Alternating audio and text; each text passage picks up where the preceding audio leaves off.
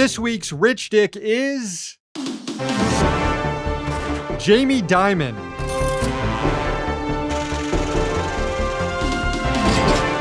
He's the CEO of JP Morgan Chase, the biggest bank in the country, and he has some thoughts about how to run an economy. Every year, major financial institutions, including Dimon's, have to submit to a stress test administered by federal regulators.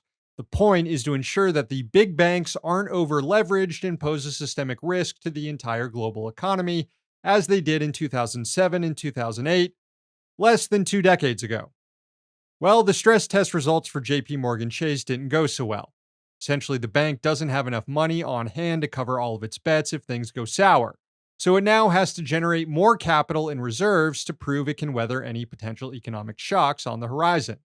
That means it has to forego stock buybacks and freeze dividend payments that enrich investors. And capitalists hate this. After all, the point of the game is to grow their capital. So when they're putting money in a company and not making more money immediately, it's kind of embarrassing for the CEO of that company. In this case, Jamie Dimon.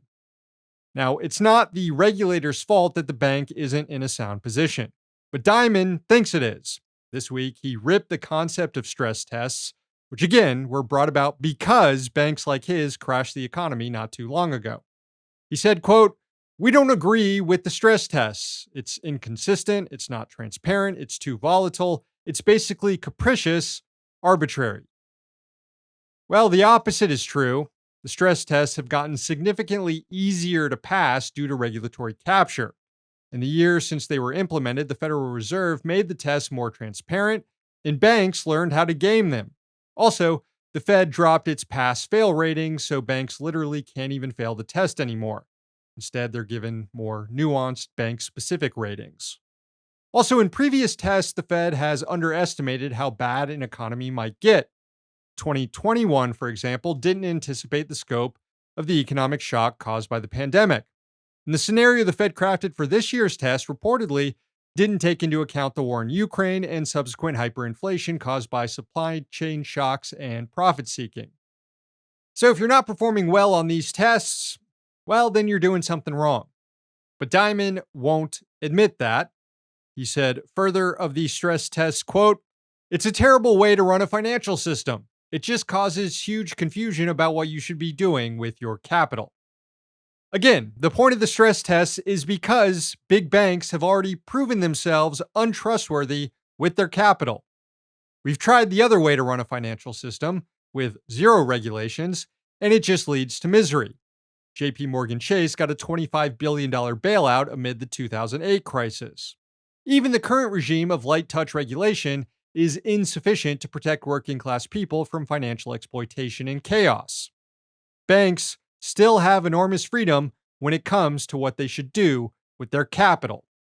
Nobody forced Jamie Dimon to encourage wealth managers at his bank to start investing in crypto while the markets were crashing, or to make a sizable bet on the metaverse. JP Morgan Chase was the first bank to have a metaverse presence, believing it would be a $1 trillion business opportunity.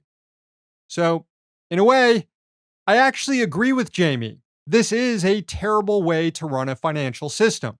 But the solution isn't to get rid of stress tests, it's to get rid of the banks that made them necessary in the first place. You okay with that, Jamie? I didn't think so. Jamie Dimon, this week's Rich Dick. Hey, thanks for watching. Hit the subscribe button so you don't miss any of our new videos. Also, if you want to see Means Morning News in its complete form, not just the clips we post here, head on over to Means TV and get access to all our new episodes and our entire backlog, plus tons of other great movies and original TV shows.